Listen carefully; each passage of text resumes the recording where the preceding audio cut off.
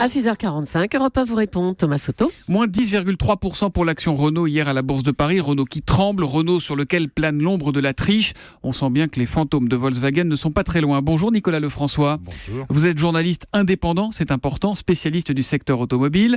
Alors on sait que 3 sites de Renault ont été perquisitionnés la semaine dernière. Sait-on exactement ce que les agents de l'antifraude à la DGCCRF sont venus chercher ? A priori, Madame Royal en a parlé hier. C'est en corrélation effectivement avec l'affaire Volkswagen, avec la commission que Madame Royal a mise en place, la commission qu'elle appelle indépendante et qui enquête sur ces problèmes de pollution. C'est cette commission qui a testé 100 voitures au hasard, c'est ça, 100 véhicules au hasard ? Qui est en train de les tester. Pour l'instant, il y en a 22 sur 100 parce que ça prend un petit moment, ça se fait pas en claquant des doigts. Visiblement, d'après les services qui ont été perquisitionnés par la DGCCRF et les ordinateurs qui ont été pris, on est bien dans la continuité de ce problème de pollution. C'est-à-dire que sur les 22 véhicules qui ont été passés à la moulinette par cette commission, il y avait, si je me souviens bien de mémoire, 4 Renault dedans. Et il n'a pas été détecté, c'est Madame Royal qui le dit, il n'a pas été détecté de logiciel frauduleux sur ces véhicules. Donc il n'y a pas comme chez Volkswagen une petite bidouille dans le moteur qui organise la triche, c'est ça ? Jusqu'à preuve du contraire. En tout cas, il y a rien d'avéré et on peut penser que c'est pour ça que ces perquisitions ont eu lieu. Il y a eu saisie d'ordinateurs de directeurs des départements d'homologation des véhicules et de vérification des émissions. Et sur le fond, c'est la même chose. On parle d'un dépassement de CO2 et d'oxyde d'azote, hein, c'est ça ? Oui. C'est comme pour Volkswagen. Absolument. C'est toujours le même problème. Hein. Volkswagen, c'était facile pour eux, ou en tout cas, ils ont pris cette solution de facilité, des lignes de logiciels qui modifiaient le comportement moteur, qui étaient capables de détecter une période de test ou en tout cas un test anti-pollution avec certains comment pourrais-je dire ça, certains signaux, un capot moteur ouvert, des roues motrices qui fonctionnent mais pas les roues arrière par exemple, un volant qui ne bouge pas et là on disait attention, on est en test anti-pollution donc on modifie les réglages du moteur de façon à ce que la mariée soit très belle. Alors on a entendu vous citer Ségolène Royal, on a entendu le cœur des ministres hier, Ségolène Royal, la ministre de l'écologie, Emmanuel Macron, le ministre de l'économie, sur le mode quand même globalement circuler, il y a rien à voir, c'est pas comparable, il n'y a pas de triche. Est-ce qu'on peut les croire ? Parce que faut pas oublier que l'État est aussi le premier actionnaire de Renault avec près de 20% du capital. Bien sûr, moi j'aurais tendance à les croire dans la mesure où, si on se souvient bien, il y a un peu plus d'un an, Manuel Valls tirait à boulet rouge sur le diesel français en disant le diesel en France est une erreur.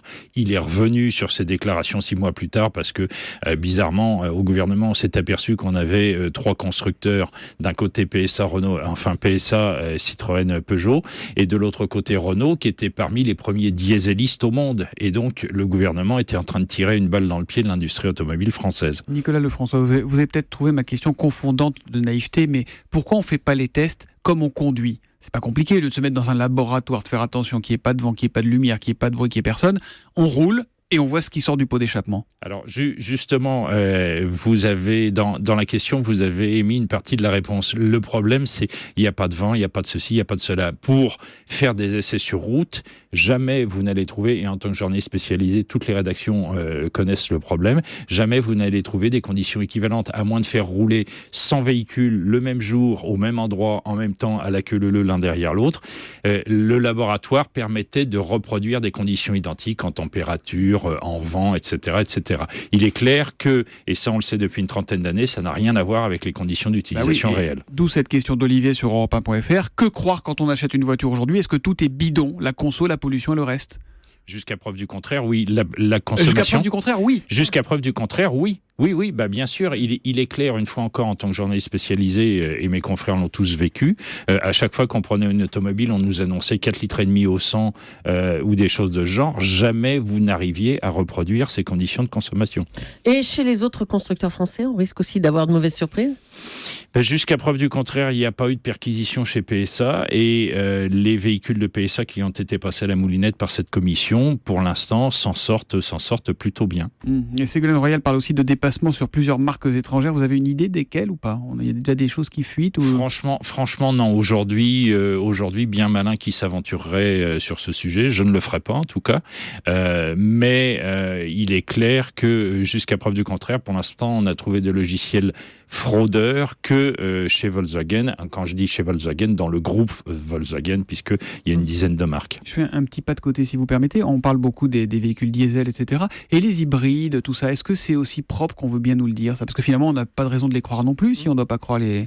Alors, si on fait un calcul, ce qu'on appelle du puits à la roue, c'est-à-dire du premier jour où on commence à assembler un véhicule jusqu'à sa fin de vie, le bilan des hybrides n'est pas si bon que ça. Pour une bonne et simple raison, c'est que pour pouvoir avoir cette autonomie électrique, il faut emmener beaucoup de batteries. C'est du poids transporté. Les constructeurs se battent tous contre le poids. Quand vous emmenez du poids, vous consommez du carburant. Et donc on pollue davantage. On pollue davantage. Alors il faut... Alors après, effectivement, tout dépend de la façon dont c'est utilisé, de la façon dont c'est optimisé. On a fait d'énormes progrès, mais on attend encore en ce domaine ce qu'on appelle une rupture technologique. Le jour où le rapport poids, encombrement, puissance délivrée sera aussi bon que celui des carburants fossiles qu'on utilise aujourd'hui. Et ben conclusion, vive l'autolib, hein, vive l'électrique, on va dire. Voilà. Merci Nicolas Lefrançois d'être venu sur Europe 1 ce matin. Merci aussi de votre franc-parler. Bonne journée.